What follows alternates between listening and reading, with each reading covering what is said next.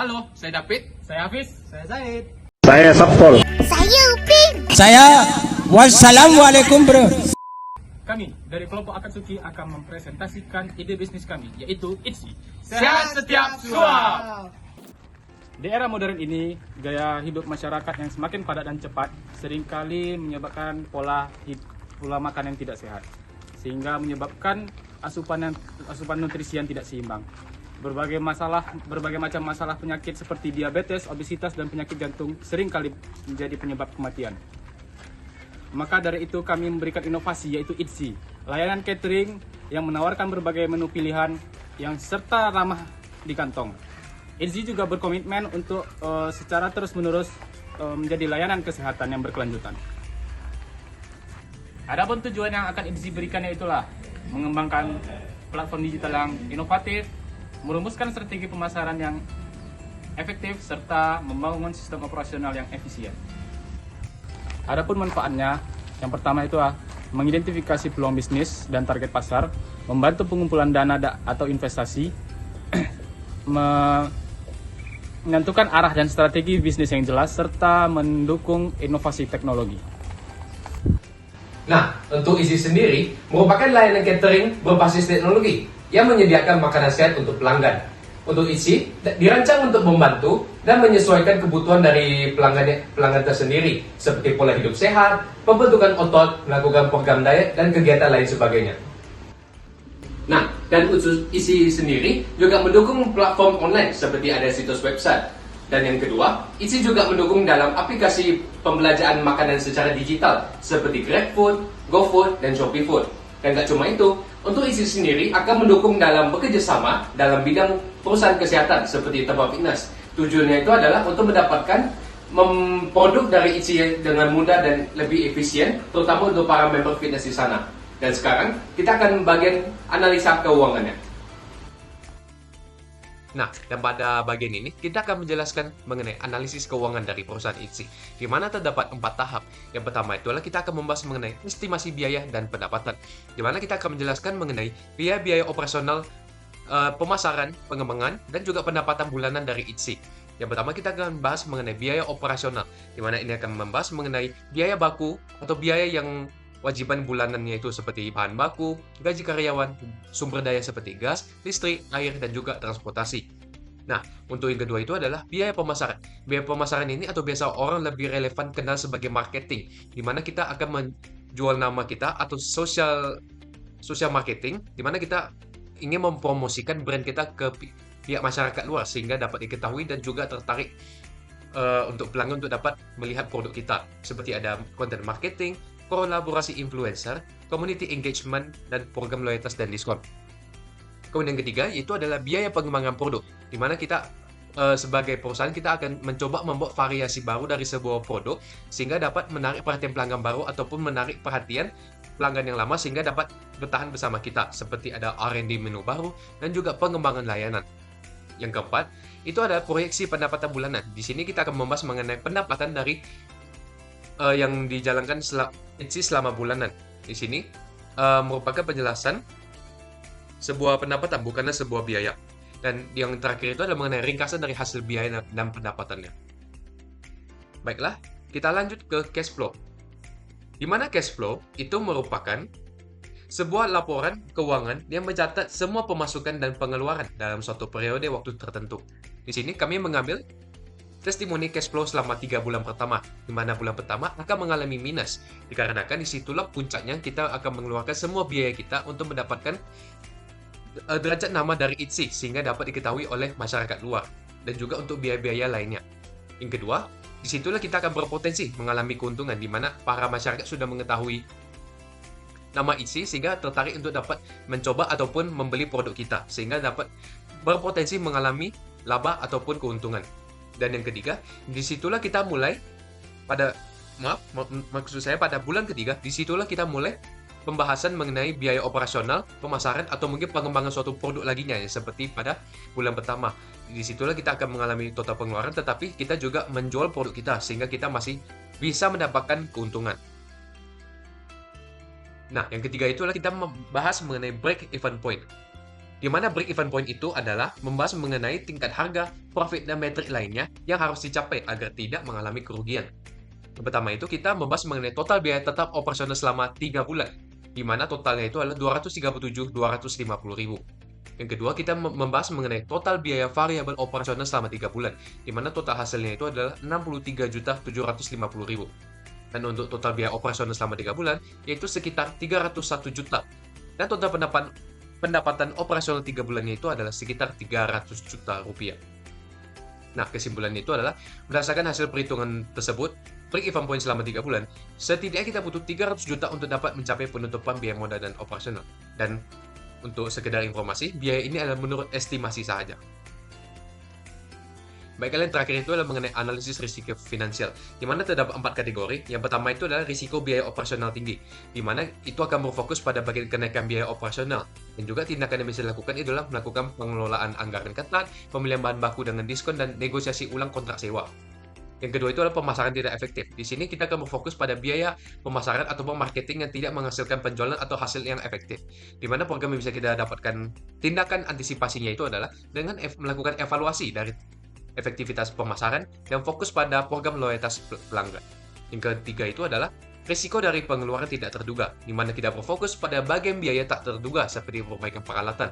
Maka tindakan yang bisa kita lakukan adalah dengan melakukan antisipasi dana darurat dan perencanaan keuangan secara fleksibel. Kemudian yang terakhir itu adalah risiko persaingan, di mana berfokus pada bagian persaingan ketat dari bisnis serupa. Tindakan ini bisa diatasi dengan melakukan fokus pada diferensiasi produk, layanan pelanggan, dan inovasi menu. Baiklah, selanjutnya kita lanjut ke bagian proposisi nilai. Baiklah, selanjutnya kita akan membahas proposisi nilai yang telah kami rancang untuk ide bisnis Itzy ini. Yang pertama itu, kelebihan yang kami tawarkan untuk pelanggan saat menggunakan produk kami. Yang pertama itu harganya tentu saja sangat terjangkau dibandingkan dengan kompetitor lain. Yang kedua, kemudahan untuk para pelanggan mengakses marketplace kami. Kami menyediakan kemudahan, kegampangan, dan fitur-fitur yang sangat mudah diraih untuk orang yang bahkan awam untuk bidang teknologi. Yang ketiga adalah bahan-bahan yang kami pilih itu tentu saja terjamin kualitasnya. Harganya juga bukan kaleng-kaleng dan sumbernya itu sangat terpercaya. Oke, selanjutnya untuk proposisi yang kedua yaitu manfaat apa saja sih yang didapatkan oleh pengguna saat membeli atau menggunakan produk kami. Yang pertama itu tentu saja kesadaran akan gaya hidup sehat itu ternyata tidak seribet itu. Dengan menggunakan produk Itzy, maka angan-angan atau ibaratnya yang ditakuti kalau misalnya hidup sehat itu ternyata ribet, ternyata tidak seribet itu. Yang kedua adalah meningkatkan kesadaran kesehatan, karena kami juga menyediakan edukasi-edukasi tentang bagaimana pentingnya untuk memenuhi nutrisi para pelanggan untuk kehidupan sehari-hari. Yang ketiga itu adalah untuk pilihan semua menunya itu kami sediakan juga nutrisi-nutrisinya, kami jelaskan apa saja bahan-bahan yang digunakan, dan kami jelaskan komposisi-komposisinya. Untuk proposisi nilai yang ketiga, alasan kenapa pelanggan itu harus memilih produk kami. Yang pertama, Itzy itu jangkauan yang bisa kami gapai itu sangat luas, karena kami menggunakan marketplace yang semoga saja nanti kedepannya itu bisa memiliki cabang-cabang di luar kota. Yang kedua, penggunaan bahan lokal dan organik. Tentu saja bahan lokal dan bahan organik ini sangat-sangat dicari saat orang-orang yang baru mulai mengikuti gaya hidup sehat, karena bahan-bahan tersebut sangat sulit didapatkan dan kesehatannya itu, kondisinya itu pasti sangat-sangat terjamin. Yang ketiga, pendekatan pemasaran berdasarkan komunitas kami. Secara garis besar kami akan memilih pasar pertama kami itu adalah lingkungan yang orang-orangnya itu orang-orangnya itu ingin bergelut di dunia kesehatan seperti binaragawan, atau memang orang-orang yang suka event kesehatan, atau mungkin orang yang benar-benar baru mulai untuk mengikuti kehidupan sehat seperti diet dan sebagainya. Dan yang keempat adalah keberagaman layanan yang kami sediakan. Seperti yang saya bilang tadi, harganya kami berikan harganya sangat murah dibandingkan dengan kompetitor lain, memberikan edukasi di marketplace kami, dan juga komposisi-komposisi yang kami jelaskan itu sudah sangat kami detailkan dalam komposisi-komposisi produk kami itu. Selanjutnya kita akan membahas tentang komponen dalam proposisi nilai yang kami miliki di ide bisnis Itzy ini. Yang pertama itu kami berfokuskan pada segmentasi pasar yang dimana kita akan menargetkan pelanggan-pelanggan yang sekiranya sudah pernah atau baru saja mau mengikuti kegiatan hidup sehat. Karena target pasar tersebut adalah orang-orang yang sekiranya mudah digapai karena satu pemikiran dengan kami. Yang kedua, kami melakukan riset pelanggan. Dengan melalui wawancara atau melalui Google Form, kami merancang bagaimana perspektif pelanggan itu seperti apa ekspektasi yang diharapkan pada saat mereka memikirkan tentang catering yang diuntukkan untuk orang-orang yang diet atau orang hidup sehat. Yang kedua, yaitu adalah kami mengidentifikasi beberapa masalah yang sekiranya akan terjadi saat kami menjalankan ide bisnis ini. Yang pertama tentu saja permasalahan dari supplier.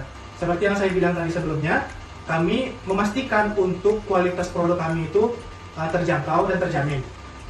Dan kami juga memfokuskan pada suppliernya itu yang kualitasnya sudah terpercaya. Maka dari itu kami pasti suatu saat akan menghadapi di mana adanya supplier yang sekiranya kadang dia mau atau kadang dia tidak untuk mensuplaikan bahan-bahannya kepada kami. Yang kedua adalah permasalahan branding.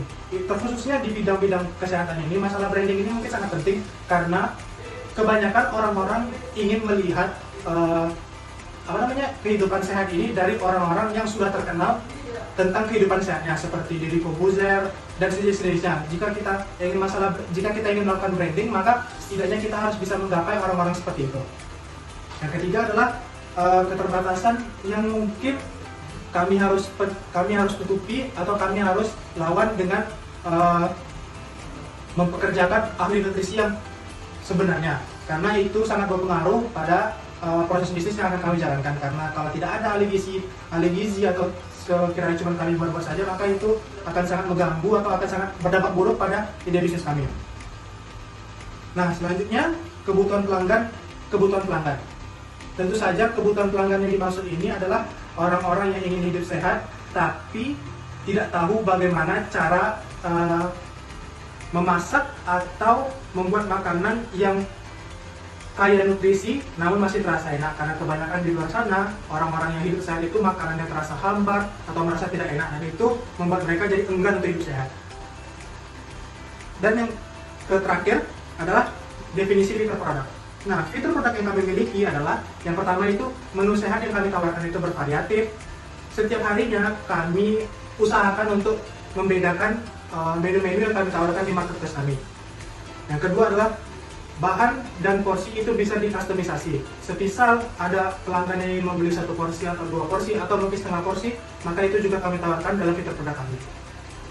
Nah, yang ketiga adalah platform pemesanan online. Kami akan berusaha untuk bergabung dengan beberapa mitra seperti GrabFood dan GoFood untuk membantu kami menyebarluaskan atau menyediakan pesanan online untuk para pelanggan-pelanggan yang sekiranya jauh untuk menggapai kami. Yang terakhir adalah kemasan yang kami tawarkan itu ramah lingkungan. Karena pada dasarnya kami itu memiliki tema kesehatan, jadi alangkah baiknya kami memiliki kemasan-kemasan yang ramah lingkungan agar tidak bertolak belakang dengan visi misi kami. Maka dari itu kesimpulan yang bisa kita ambil dari ide bisnis Itzy ini yaitu Itzy adalah sebuah layanan yang diintegrasikan dengan teknologi untuk memenuhi kebutuhan hidup sehat para pelanggan atau para orang-orang yang sekiranya ingin memulai atau sudah berkecimpung di kehidupan sehat. Karena kebanyakan bagi para orang yang baru mulai untuk memenuhi kebutuhan nutrisi sehari-hari, mereka itu biasanya enggan karena kesusahan untuk mendapatkan informasi, kesulitan untuk memasak, kesulitan untuk mencari bahan. Maka dari itu kami sediakan platform Itzy ini yang kami integrasikan dengan teknologi seperti marketplace atau mitra-mitra seperti GrabFood dan GoFood, dan juga kami tambahkan teknologi-teknologi terkini seperti AI yang mana bisa membantu untuk mereferensikan bagaimana keinginan atau ekspektasi pelanggan saat mereka mengakses marketplace kami. Sekian presentasi dari kelompok kami. Terima kasih.